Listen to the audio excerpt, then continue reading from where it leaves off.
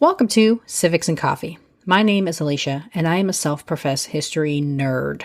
Each week, I'm going to chat about a topic on U.S. history and give you both the highlights and occasionally break down some of the complexities in history and share stories you may not remember learning in high school, all in the time it takes to enjoy a cup of coffee.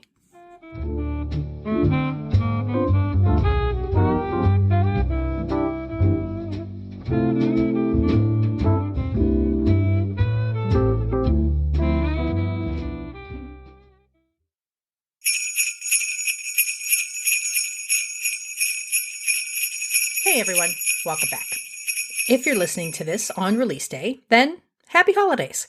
And for those who celebrate, Merry Christmas Eve. Ask those who know me, I adore this time of year. Baking sweet treats, trimming the tree, and enjoying the company of friends and family are just a few of the things that bring a smile to my face every year. I also enjoy holiday movies. My playlist includes Disney's The Santa Claus and the classic Rudolph the Red-Nosed Reindeer, which originally aired as a television special back in 1964. There is one other holiday special, however, that makes its rounds every year around this time and continues to bring joy and entertainment to the masses: A Charlie Brown Christmas. Starring the well-known characters from the beloved Peanuts strip, A Charlie Brown Christmas originally aired in 1965 and has been delighting audiences ever since. But what if I told you the special almost did not see the light of day? Today, I'm going to dive into all things Peanuts. Who was Charles Schulz? When did Peanuts begin? And why did A Charlie Brown Christmas almost become a victim of the cutting room floor? Grab your peppermint mochas, peeps. Let's do this. As a Bay Area native, I am surrounded by all things Peanuts and Charles Schulz. Even today, some 20 years after his death, the memory, legacy, and influence of Charles Schulz are tangible. From the regional airport bearing his name to the numerous large character statues found throughout the various shopping districts, Northern California very much embraces our Schulz history. So, who was Charles Schulz? Born on November 26, 1922, in Minneapolis, Minnesota, Schulz was an only child. His German immigrant father, Carl, earned a living as a barber, and his mother, Dina, worked as a waitress before marrying Carl, after which she became a stay-at-home wife and mother. Sometimes referred to by his nickname Sparky, Schulz had an early love of comics. The name Sparky even originated from a comic strip. Written by Billy DeBeck, the strip Barney Google included a character, a horse, named Sparkplug. Apparently, as a young toddler, Schulz's uncle took to calling him Sparky, and it was a name that stuck with him throughout his life.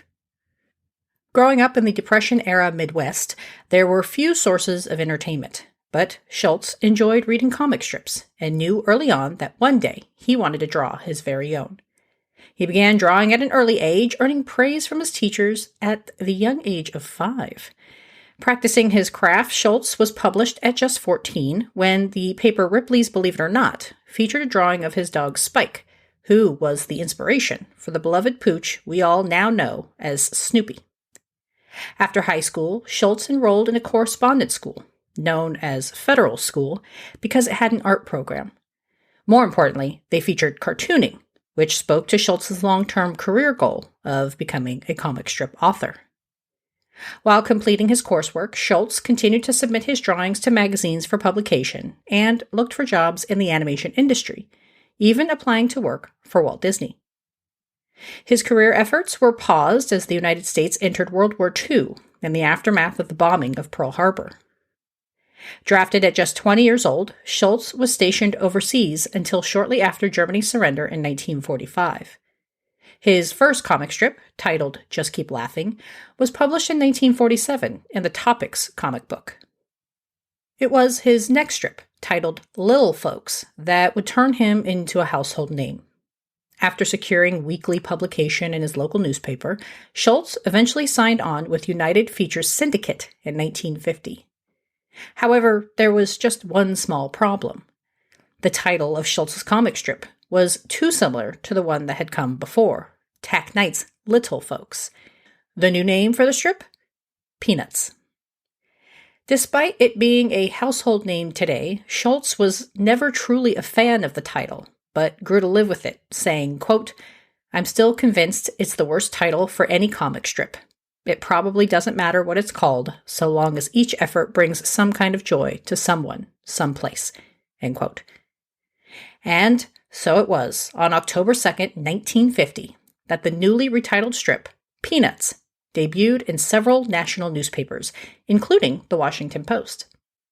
Schultz's contract was for 6 days' worth of strips to run Monday through Saturday, and he was paid $90 for the first month. Well, that doesn't sound like much. When you adjust it for inflation, it would equate to about $1,000. Schultz's partnership with United Feature Syndicate proved to be the shot in the arm needed to propel his career forward. Just 2 years after the first set of Peanut strips debuted, Schultz began publishing a special colorized version for the Sunday paper. From there, Peanuts secured sponsorship deals with companies like Kodak and Ford, and quickly became a household name. The strip received even more national attention in April 1965, when Time magazine chose Peanuts for its cover. This cover appears to be what prompted the discussion about creating a Peanuts-themed Christmas special. Lee Mendelson, a producer who had just finished a documentary on Willie Mays, was shopping around the idea of a profile on the man behind the Peanuts comic strip. Unable to generate interest in Schultz, Mendelson received a phone call from Coca-Cola asking if he and Schultz had any plans to do a Christmas special. Seeing a golden opportunity, Mendelson told a white lie, falsely confirming there had been several such conversations.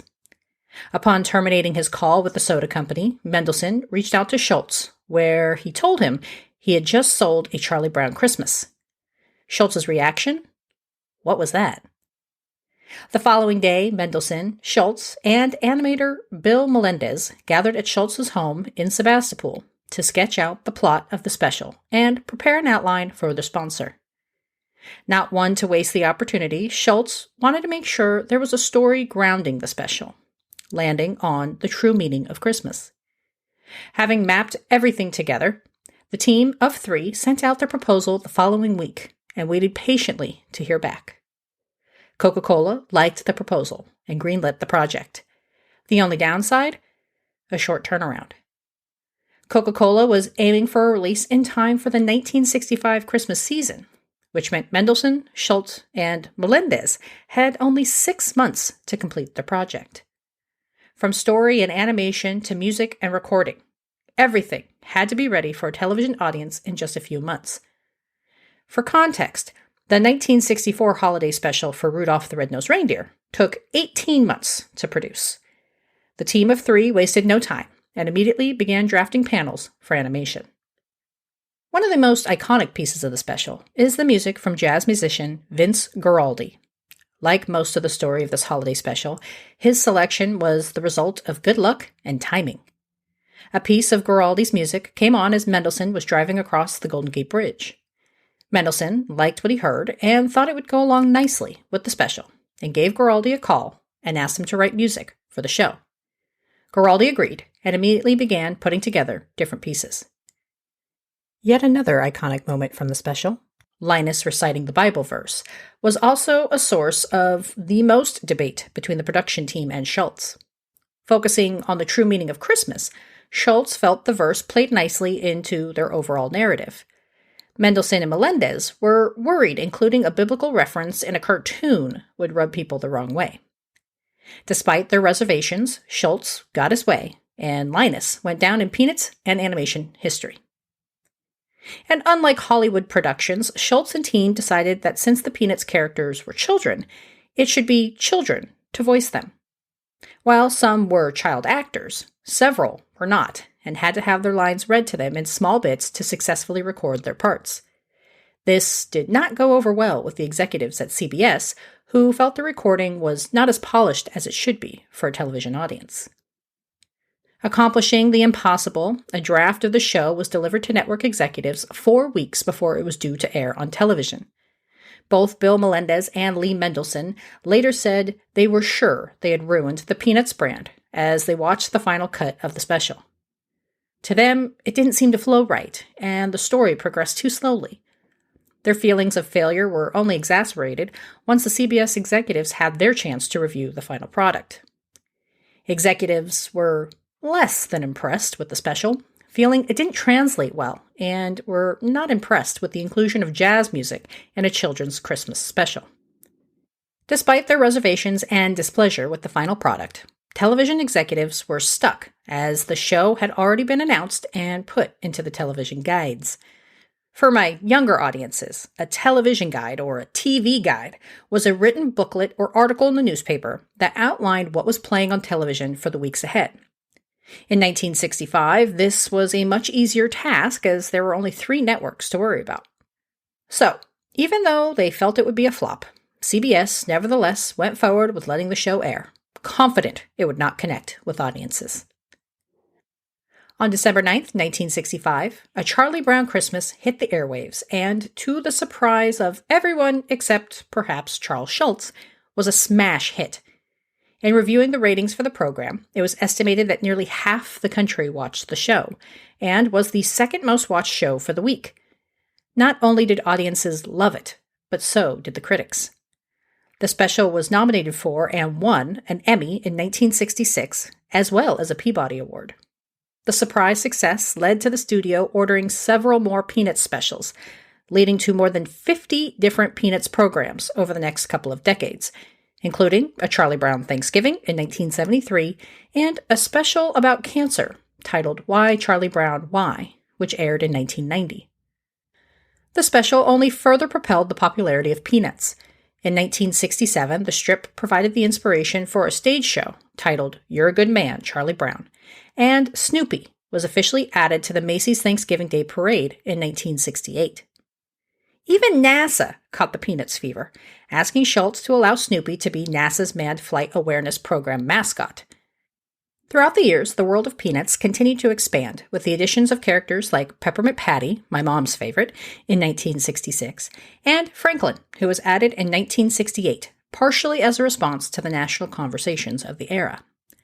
One of my favorite Peanuts characters, Woodstock, finally got a moniker in 1970 and was, of course, named after the iconic music festival. Charles Schulz received a star on the Hollywood Walk of Fame in June of 1996 and finally retired from writing the comic strip in 1999. At the time of his retirement, the strip was published in over 2,600 newspapers throughout the world and was translated into over 25 languages. Schulz passed away from colon cancer just a couple of months after his retirement, passing away on February 12, 2000. Peanuts continues to be as popular as ever, with a museum dedicated to them and their creator opening in Santa Rosa in 2002. The ever-popular pooch, Snoopy, received his own star on the Hollywood Walk of Fame in 2015, joining other fictional characters such as Bugs Bunny and Donald Duck. The comic strip continues to be printed to this day. However, they are reprints of old strips, as Schulz secured an agreement that Peanuts would not be transferred to another artist once he retired.